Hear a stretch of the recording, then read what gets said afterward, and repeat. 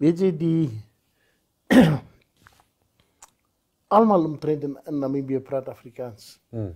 Van ons mense wat die mooiste Afrikaans praat is glad nie so lig van kleur nie. Ons dink al dis net hierdie ja, ek weet nog wel nie eintlik daai rasse tamboer geslaan het nie, maar baie keer dan dink ons is nou net die Afrikaners wat Afrikaans praat. Of hulle is die eienaars van Afrikaans, maar dis nie waar nie. Afrikaans is 'n kriooltaal. Weet jy, van die mense wat die mooiste Afrikaans praat is ons Namas en ons Damaras. Hulle kan werklik baie mooi Afrikaans praat, ek kan dit vir jou sê. Dan maar almal praat maar soos hulle praat. Soos hulle praat, ja.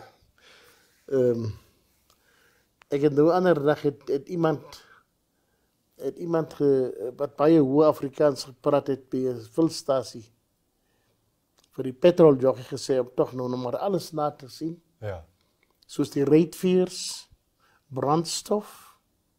En dan tog maar ook nog kyk die banddruk by die wiele. En dan moet jy ook nog maar kyk as jy klaar die brandstof ingegooi, die olie. En dan heel laaste moet jy maar ook kyk na die knormoer. Die knormoer is mos nou soos ons sal sê die starter.